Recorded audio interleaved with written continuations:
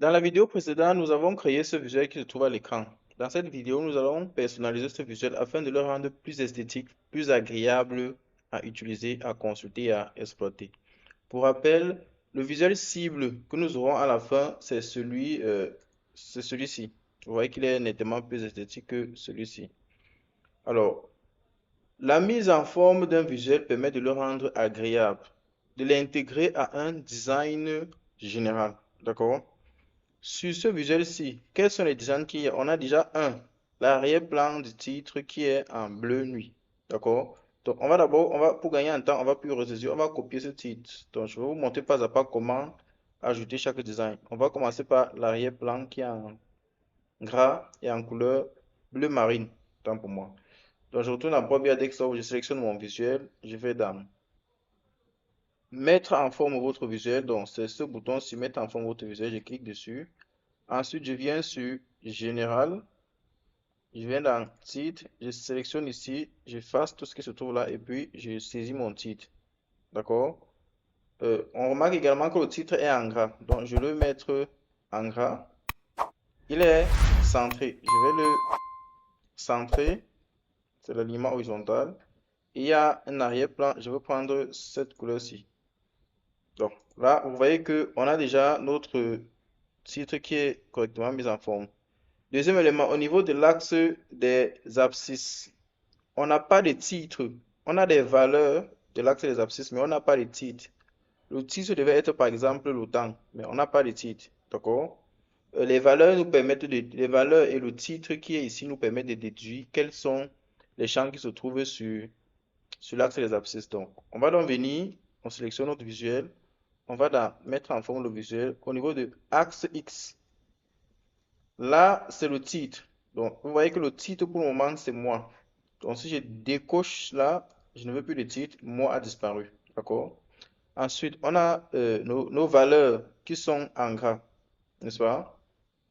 Je vais simplement descendre et j'ai ici valeur. Donc, c'est au-dessus, j'ai valeur.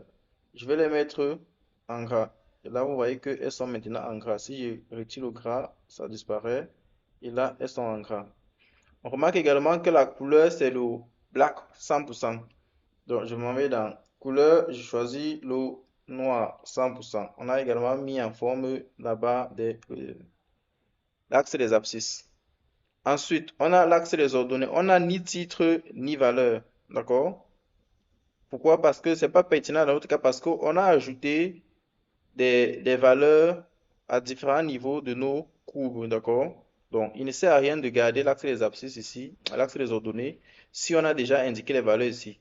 Bon, pourquoi est-ce que j'ai choisi cette option? On va d'abord laisser ça et on va d'abord ajouter justement ces valeurs ici. Pour ma part, j'estime que c'est plus pertinent de mettre les valeurs ici sur la courbe que de les laisser ici. Pourquoi? Parce que quand ici là on a 0 million, 100 000, 200 000, 300 000, mais personne ne peut me dire quelle est la valeur exacte qui se trouve ici en regardant le visuel. Donc j'estime donc que en ajoutant des marques, les valeurs sur le graphique, c'est plus explicite et plus facile à exploiter pour l'utilisateur. Donc de ce fait, pour ajouter donc ces valeurs ici, on a ces valeurs-là, 800 000, 600 000, 400 000. On sélectionne le visuel, on va au niveau de mettre en forme le visuel. Je n'ai pas obligé de finir avec la flèche X, je réduis. Je m'en vais au niveau de étiquette de données. J'affiche les étiquettes de données. Vous voyez que dès que j'affiche les étiquettes de données, les valeurs apparaissent ici. Je peux les masquer et disparaître et j'affiche à nouveau. Je déroule ici pour mettre en forme mes étiquettes de données. D'accord?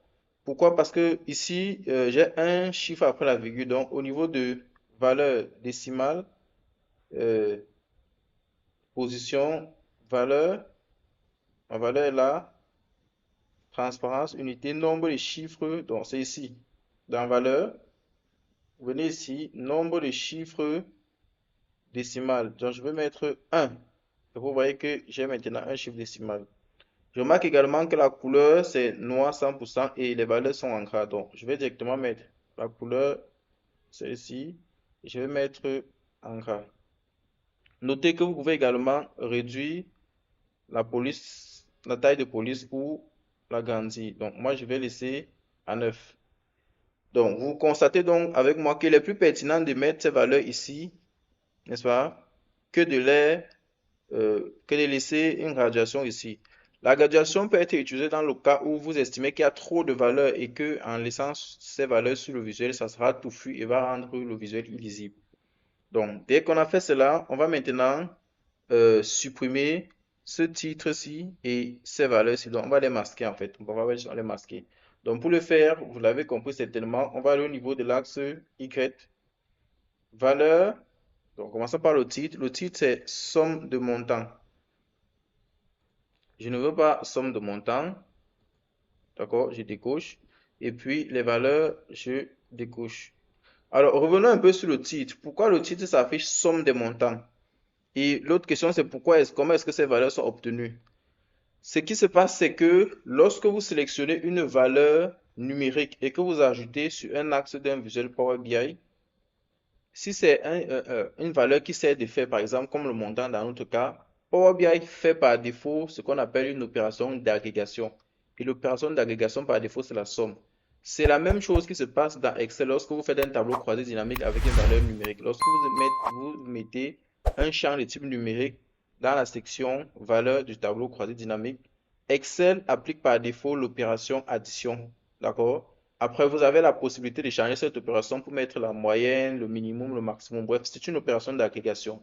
Une opération d'agrégation, c'est tout simplement une opération qui prend plusieurs valeurs numériques en entrée et qui va les traiter pour au final en sortir une. On a notamment l'addition, la soustraction, la multiplication, la division, le minimum, le maximum. Voilà, c'est ça l'agrégation. Et pour vous montrer un peu, euh, lorsque vous allez dans ajouter de données visuelles et que vous voyez l'axe des Y, donc vous voyez qu'on a choisi le champ montant, on a mis ici, mais ça a appliqué la somme. Donc si vous voulez une autre opération, vous cliquez sur cette flèche et vous pouvez choisir n'importe quelle autre opération. On peut prendre la moyenne, on peut prendre le maximum, on peut prendre le minimum, le nombre d'éléments, les quartiers, la variance, d'accord? Donc on va prendre la somme. Bien sûr, pourquoi la somme est logique dans notre cas? Parce que euh, on saisit des ventes chaque jour en fin de journée. D'accord? Donc, si je veux les vendre au cours d'un mois, je vais additionner les ventes qui ont lieu durant toutes les journées de ce mois-là. C'est pour ça que la somme correspond. Donc, la moyenne ne correspond pas. Après, selon le cas, vous pouvez choisir l'opération d'agrégation qui correspond à la moyenne, les cas types et autres. Donc, on va finaliser avec la mise en forme de notre visuel. On a ici la légende. Donc, on va d'abord revenir ici et masquer au niveau de l'axe des Y la valeur. Au niveau de la légende, notre légende est en gras et centré. Donc, on vient dans mise en forme du visuel. On vient dans légende. La position. Pour le moment, on a plusieurs positions. Centre en haut à gauche. Là, c'est en haut à gauche. Centre haut. En haut à droite. J'ai aussi les positions sur le côté et en dessous. Donc, si je prends centre droite, vous voyez que ça vient ici. Les légendes se trouvent maintenant de ce côté. Et donc, nous, on va prendre centre haut. Ensuite, on va simplement mettre en gras. Donc, on vient au niveau de titre, non pas titre, texte, autant pour moi. Je mets en gras et la couleur, je prends le noir à 100%. On a fini. Est-ce qu'on a fini avec ce visuel? Vous me dites non, qu'il reste encore les bordures arrondies. Donc, on va ajouter les bordures et on va les arrondir. Donc, pour ajouter les bordures, je sélectionne toujours mon visuel. Toujours sélectionner le visuel avant de commencer avec les opérations de mise en forme. Je sélectionne mon visuel. Je m'en vais dans mise en forme du visuel. Je m'en vais dans général. Je m'en vais dans effet. Dans effet, il y a bordure visuelle. J'active la bordure. Donc, vous voyez qu'à ce stade, on a déjà une bordure, mais les angles ne sont pas arrondis. Donc, je sélectionne mon visuel. Mise en forme, général, effet, bordure qui est activée. Je clique sur cette flèche pour dérouler et il y a point arrondi. Donc, il faut renseigner le degré avec lequel vous voulez arrondir les angles. Donc, moi, je vais prendre 10. D'accord? Là, c'est 10. Vous voyez, les angles sont arrondis. Vous pouvez mettre 5, varier et voir comment l'impact que cela a sur le visuel. D'accord? Maintenant, cela étant, vous voyez que ce côté-ci est collé à la bordure du canvas, ce qui n'est pas très pratique. Donc, on va légèrement décaler. Donc, je peux sélectionner juste le visuel, j'utilise la touche directionnelle vers la droite de mon clavier et je décale 1, 2, 3. Comme ça, de manière à laisser un petit espace. Bon, je peux ajouter 4. Un petit espace pour aérer un peu la présentation. Alors, c'est tout pour cette vidéo dans laquelle on a personnalisé notre premier visuel. Donc, vous voyez que c'est pas très compliqué. On va créer dans la prochaine vidéo ce visuel qui montre l'évolution du chiffre d'affaires dans le temps. C'est un graphique en courbe. Alors, on se retrouve juste derrière. Nous voici arrivés à la fin de cette vidéo et j'espère sincèrement qu'elle vous a aidé à progresser. N'oubliez pas, chaque petit pas compte. Si elle vous a aidé ou inspiré, prenez une seconde pour la liker. Cela nous aide à toucher encore plus de monde et à grandir. Si vous avez des questions, laissez-les en commentaire. Abonnez-vous à Sana Analytics et activez la cloche de notification afin de ne manquer aucune de nos prochaines aventures. Et surtout, partagez cette vidéo avec un ami ou un collègue. Vous pourriez lui envoyer ce dont il a exactement besoin pour passer au niveau supérieur. Merci d'être là et on se retrouve très bientôt sur Sana Analytics.